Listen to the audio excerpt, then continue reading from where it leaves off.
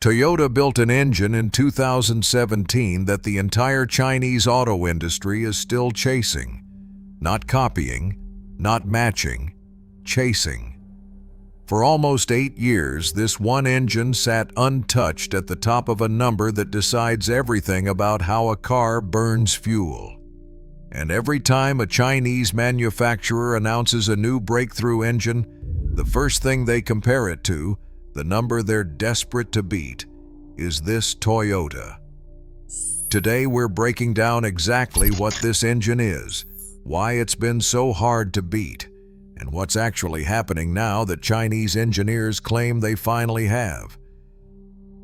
Let's start with the number that started all of this: thermal efficiency.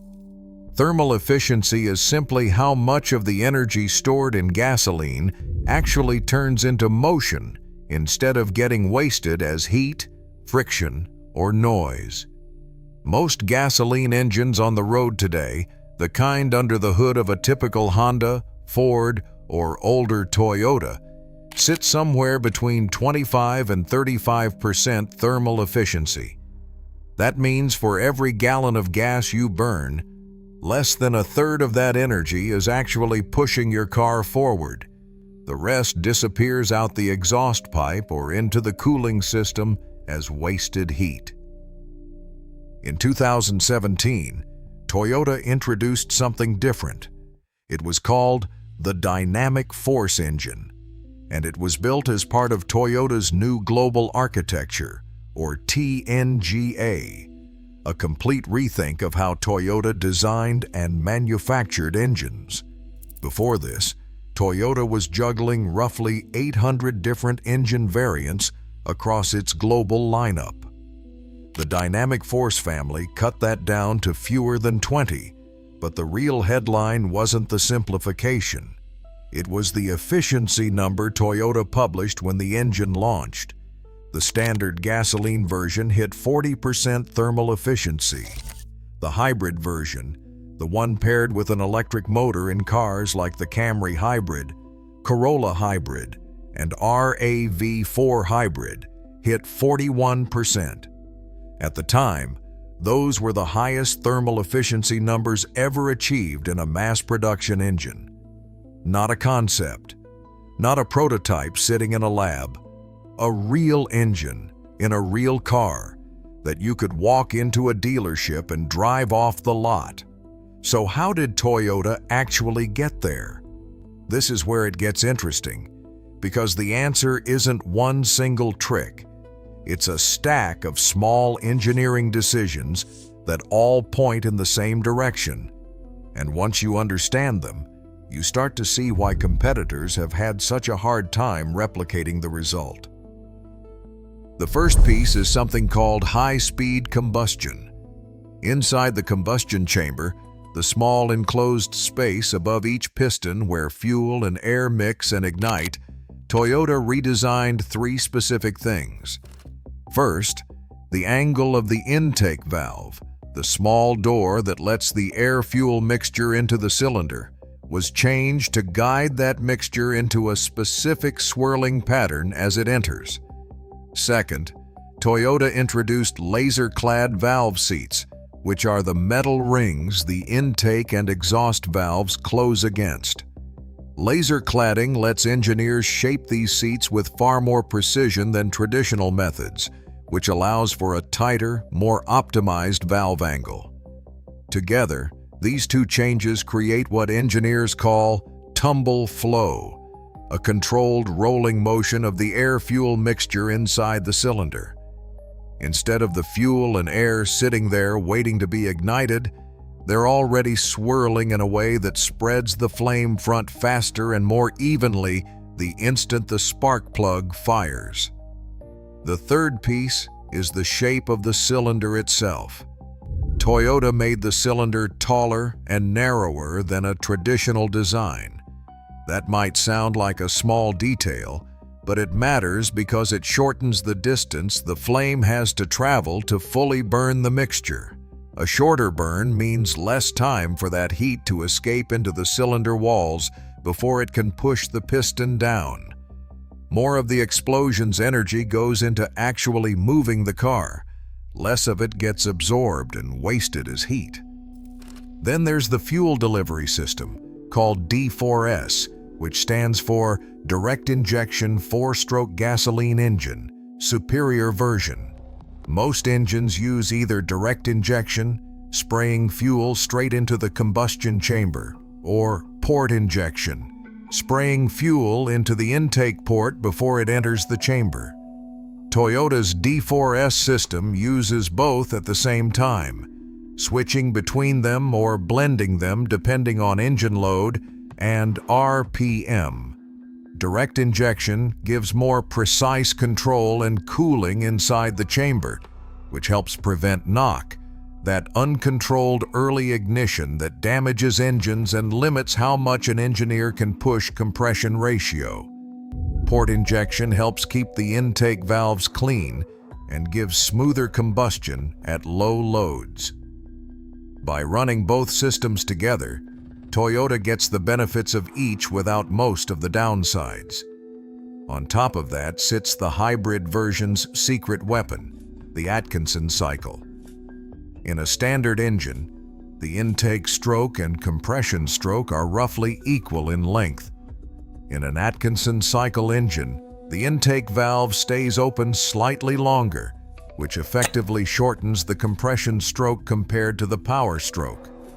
This sacrifices a bit of raw power and torque, but it dramatically improves efficiency because the engine extracts more usable energy out of each combustion event. This is exactly why Atkinson cycle engines almost always show up paired with an electric motor. The hybrid system covers the torque and low-end power the Atkinson cycle gives up, while the engine itself focuses purely on burning fuel as efficiently as possible. Toyota also added a variable cooling system, which allows engine coolant flow to be adjusted separately for the cylinder head and the engine block depending on operating conditions, instead of running as one fixed loop. And there's an electrically controlled variable intake camshaft phaser, a component that adjusts the timing of when the intake valves open and close in real time based on how the engine is being driven. Both of these systems exist for the same reason as everything else in this engine: reduce wasted energy everywhere it's hiding, whether that's in cooling losses, friction, or valve timing that isn't perfectly matched to what the engine is doing in that exact moment. That's the full picture of why 40 to 41% thermal efficiency wasn't just a marketing number. It was the result of dozens of specific, deliberate engineering choices that all reinforced each other. And for years, nobody else in the world could match it in a production vehicle. Now here's where the story gets genuinely interesting, because this is the part that actually connects to what's happening in China right now. For a long time, Toyota's numbers sat there as basically an untouchable ceiling. Then, starting around 2024, Chinese automakers began publicly targeting that exact benchmark, and they didn't hide it. Geely and BYD both announced hybrid combustion engines they claimed exceeded 45% thermal efficiency. Chery went further, unveiling a gasoline engine at an international summit that it claimed reached 48%. And in late 2025, Dongfeng announced its Mach 1.5T hybrid engine with a claimed 48.09% thermal efficiency, receiving an official energy efficiency certification and being reported as the first hybrid gasoline engine in China to break the 48% mark. If those numbers hold up, they would technically place these engines above Toyota's long-standing 40 to 41% figure. But here's the context that matters, and it's the part most headlines conveniently leave out. Toyota's number has been proven in mass-produced real-world vehicles since 2017, driven by millions of ordinary people in ordinary conditions, for going on 8 straight years, with essentially no changes to the core architecture because Toyota simply didn't need to change it. These new Chinese figures are largely manufacturer-announced claims tied to specific, often narrow operating conditions, and many of them haven't been independently verified by third parties the way Toyota's platform has been road-tested for nearly a decade. Some of the newest Chinese engines, particularly the ones from Dongfeng, using a series hybrid setup where the engine only ever runs as a generator to charge the battery rather than directly driving the wheels, are also solving a fundamentally easier problem. An engine that only ever needs to run at one fixed, optimized RPM has a much simpler efficiency target than an engine that has to perform well across a huge range of speeds and loads, accelerating from a stoplight, cruising on the highway, climbing a hill, all with the same hardware. Toyota's dynamic force engine had to be efficient everywhere. That's a fundamentally harder engineering problem than being efficient in one narrow, controlled window. So what does this actually tell us? It tells us that Toyota's 2017 engine was so far ahead of its time that it took the combined engineering efforts of multiple major Chinese manufacturers, spending years and enormous research and development budgets to even get close to it. And even now, most of what's chasing it hasn't been proven in the real world the way Toyota's has. Every single one of these Chinese engine announcements uses Toyota's dynamic force engine as the reference point. Not a European engine, not an American engine. Toyota's. That's not an accident. When you're trying to prove your engineering team has arrived at the top level of global automotive engineering, you don't compare yourself to the middle of the pack. You compare yourself to whoever set the bar, and for nearly a decade, that's been Toyota. There's a broader reason this matters beyond bragging rights over a percentage point. Thermal efficiency isn't an abstract engineering flex. It translates directly into real numbers you feel at the gas pump and see on your dashboard. Chinese engineers themselves have pointed out that for every 1% gain in thermal efficiency, fuel consumption drops by roughly 2.5%. That means the difference between a 40% efficient engine and a 45% efficient engine isn't just 5 points on a spec sheet. It's potentially over a 10% drop in how much gas you burn to go the same distance.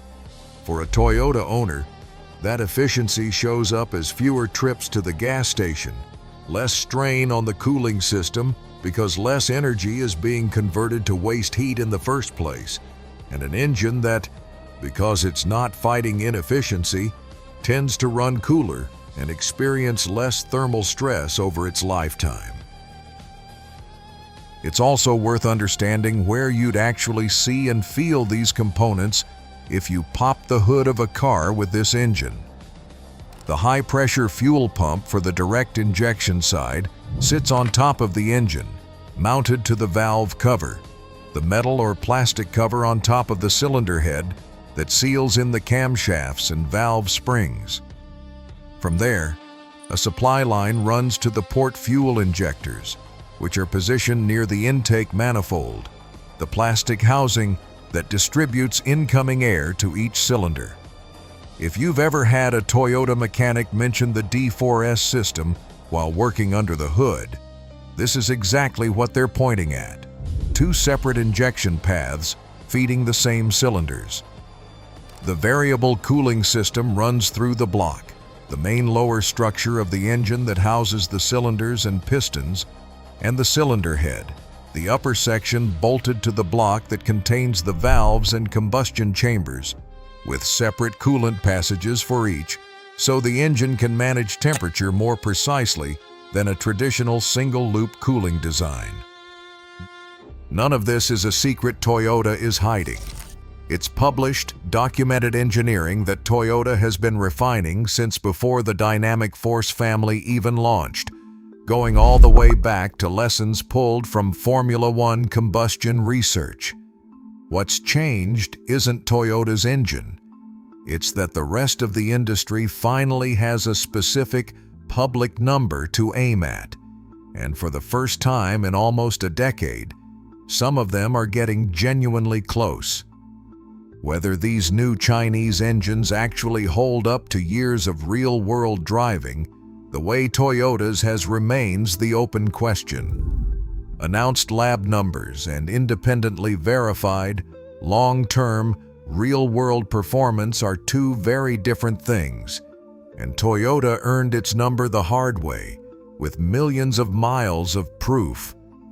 But there's no getting around the fact that an engine designed back in 2017 is still, in 2026, the reference point every major automaker in the world's largest car market measures itself against. That's not a coincidence, and it's not marketing.